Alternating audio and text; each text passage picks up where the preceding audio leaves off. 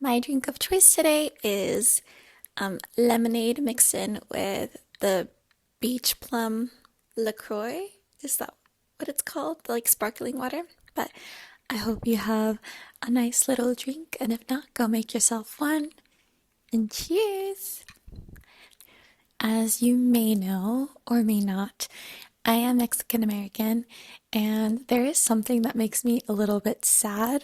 I unfortunately don't know too much about Mexico or its history. Of course, I know some culture, like the food, our family's traditions, and I do know pieces of our family history.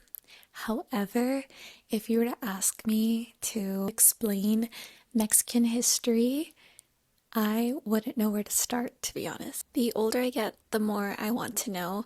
I am 27 now, and at least I'm starting somewhere, so this is going to be an exciting chapter for me. I'm going to make myself a college course about my own culture, and you're coming with me. So, in my last video about the analog bag, I mentioned that I did Ru Yi's concept of a self-guided study. So I did go to the library and I grabbed some books because I noticed that I was gravitating towards books about my heritage and my culture. So I grabbed a few of those books, and I'm going to use some of these books to help me create this like course for myself. So this is obviously not going to be an actual college course. There's not going to be a professor. There's not going to be any grades. So I am going to change places in a moment. I am going to use my computer so we can start creating the syllabus. And I hope you can take the time to maybe create your own syllabus of your own culture if you also want to start learning a little bit more about your culture and your family as well. But yeah, let's move on to the computer. I am using Google Docs to create the syllabus. I am calling it Mexican Culture and History 101. I am also calling the tab the same thing. I also don't know if you guys agree, however, I love Pinterest just for some fun little reaction photos, some inspiration. So I have it here pulled up just so I can get in the mood. Alrighty, and then I actually do have to search up syllabus examples because I have not been in school for quite some time now. So if you were to ask me what a syllabus looks like, I unfortunately do need an example. Since the syllabus is structured by like weeks, I am pulling out my calendar to see how many weeks I want to create for this quote-unquote course. It's really up to you how long you want to do this. I am taking a trip to Mexico in September, so I want to have my course end right around the time I come back. So like my final week is kind of like a field study. So I'm just adding the table to the Google Doc, and it should be 4 across and then however many weeks you want down. So the first tab will be week, then objective/agenda. Then I have it as assignment/reading, and then the last tab will be due date. Okay, for the first column, you are going to add the amount of weeks that you will be taking this course for. I will be taking it for 5 weeks, quote unquote, and then I am just looking at the dates for the due date. So I'm just doing them each a week apart from the day I created this syllabus.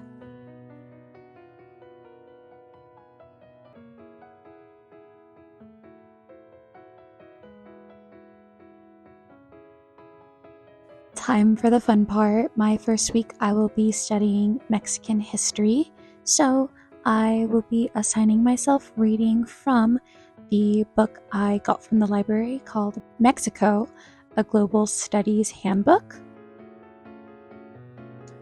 The first chapter of this book is Mexican history, pages 3 to 118, so that'll be my assigned reading. And then for my assignment, I am going to be creative, and I think I'm gonna do a personal essay on what I have learned. For week 2, I'm going to dive into Mexican modernism, specifically art. One of the assigned readings is going to be this book, Olga Costa Dialogues with Mexican Modernism. And I already started this book. It's very interesting, and it kind of has also other examples of other artists. But I do want to find another book, so I am just Googling it because the current book I do have does focus mostly on Olga Costa. I wanted to find another one, and Paint the Revolution really caught my attention. So after doing a little bit of research, I decided on choosing that book as well. This week for my assignment, I will continue to stay creative and paint my own art and write a short little essay on which Mexican artists inspired my painting. Week 3 is definitely also going to be a little bit more family focused. It is going to be Mexican culture, specifically food, family history, all that jazz. So I am actually also going to be adding the Mexico A Global Studies Handbook reading back into this because they do have a chapter specifically on Mexican culture. So that will be my assigned reading. For my assignment, I plan on scheduling calls with my family in Mexico and creating my own family quote-unquote cookbook and to cook my favorite dish, which is enchiladas verdes. And hopefully I can be Nora Smith and pull this from scratch, except maybe the tortillas. No, actually also the tortillas. That would be great. But yes, I am just clarifying that it is language, food, and traditions. For the 4th week, I am going to focus on Mexican American history. I am searching what books or articles I can use for my assigned reading, and this AI overview did actually point out a book that caught my attention called Occupied America, A History of Chicanos by Rodolfo Acuña. And the second assigned reading is going to be a book of poems called Promises of Gold by Jose Olivares.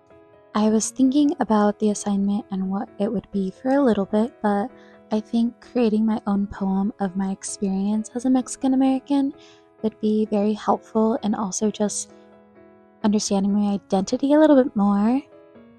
Alrighty, and then the last week, the week I'm most excited for, will be my field study while I'm in Mexico. I did also add an assignment to create questions for my field study on week 4.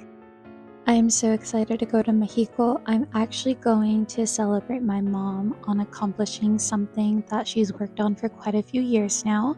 But for my field study in Mexico, I want to answer my field questions and create my own follow-up/reflection on my time in Mexico and this self-guided study.